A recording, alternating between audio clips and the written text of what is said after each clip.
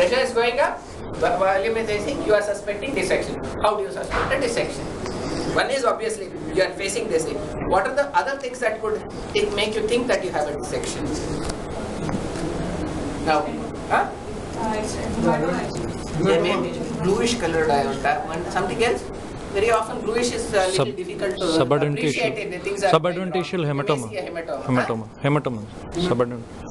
A hematoma may be seen, but sometimes it may not be seen. Unfortunately for you, you are cannulated high. Pressure in the radial and femoral line, if you can see it and if it dissects and it shears the vessel, but you don't want to reach that stage.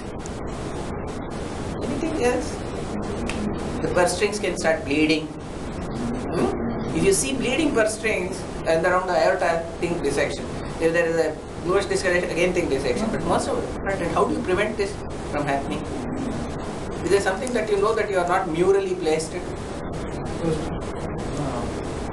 What are the ways you can check that you are not? Sir, by rotating the cannula, if it is a free movement, then you will check when you put the cannula in, you will always release it and see that there is free flow. Blood coming out. Okay, one. Number two. Now remember that when you are having a femoral cannula, remember a very, very, very important caveat is that the line pressure may not rise with the femoral cannulation and dissection occurring with the femoral cannula. Why do you think that it doesn't rise? So, more mural replacements, check backflow, line kink, all these things are there. And remember that if heparin is not given, you have a clotted circuit and that can cause a high line pressure. Now, how do you, again, now if you have selective perfusion, this typically occurs with long straight cannula. The long straight cannula. And it can go into one of the innominate vessels.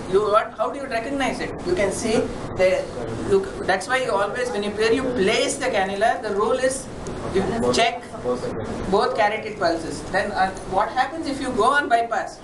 Despite everything, you can have ipsilateral flushing and sweating on one side, and other side will not be flushing. You can have unequal pupils. If you have nerves, you will find unequal nerves if you have it. And you have to immediately stop. Do one important thing. When the perfusionist says, I have high line pressure, please, please, please do not dismiss it. There is something going wrong. Now, if there is no, I will ask a simple question. Let us assume that one of the other causes of a high line pressure could be because you put too small a cannula. You can have a higher gradient between the.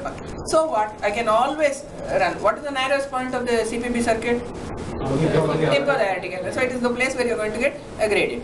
So what? Let there be a gradient. What's the problem of having a gradient?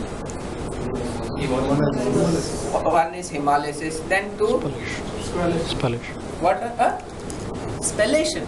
Spallation is something to do with the pump head. What are the components of blood? You can have formed elements, you can have the liquid components. Now the RBC hemolysis occurs, WBC damage, inflammation increases. 3 platelet destruction will be higher. So all these things will happen. Third, what is the proteins? Now the proteins, what will happen to the proteins? Protein denaturation. Now, with a dissection, stop the pump always. We have done that, no? One of the things that you have to do is stop. You must stop the pump. If he says that the high line, if you suspect a dissection, stop. Now, what do you do then? You rule out the dissection by whatever manner. Disconnect, check, twist, everything you can do. If there is a dissection, how do you manage? You select a alternate site and you pull, and then you have to manage the dissection, which we will not be discussing. Okay. Now, come.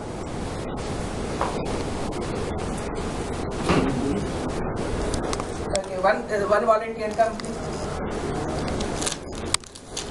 One volunteer come. One of you come, please. The faster you come, the better.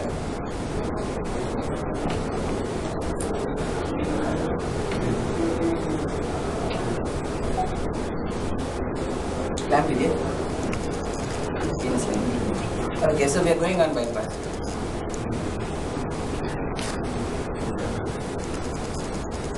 Give what one? Any. No. Manage. Yeah, returns are okay. We're on bypass. Yeah.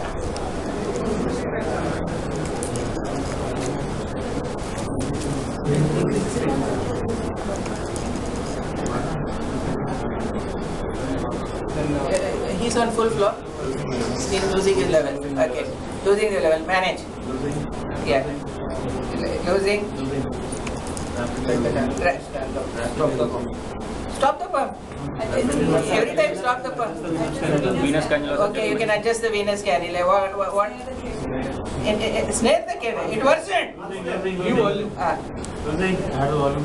Add volume to the pump. Okay, he added 1 liter of volume to the pump. Still losing. Still losing. Manage. I can't manage. He's telling. Height of the table. Increase the height. Huh? Okay, you can increase the height of the table. Yes. Then you can add. If you have vacuum assist, use vacuum assist. Then airlock is not there. Something other than airlock. You see an airlock, but he's losing. He's losing. Huh? We are not starting the procedure, so we are not seeing. If there is bleeding, where is the bleeding? Posterior surface of the IVC. Hepatic vein. What is the commonest place where you can lose volume on table? Pleura. Suck the pleura. Okay, then level is falling.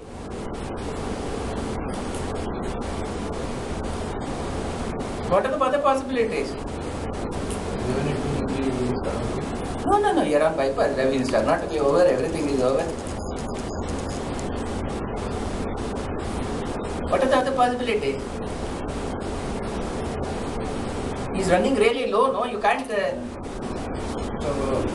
the cannula size. Check the cannula size. Okay, now he wants to check the cannula size. Okay, small cannula. He added vacuum assist. Still not getting. He added more volume. Check the cannula means what do you do? Check the cannula means? Cannula size is big enough, he says.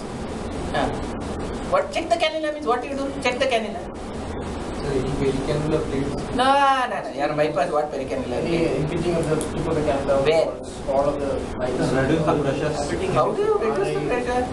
Tip of the IVC. How do you correct that? Tip of the IVC. Where does it normally touch the tip of the IVC? It is in the IVC. So touching where? Wall of the IVC. Wall of the IVC. The tip may be abutting something. Okay. But how do you correct those things?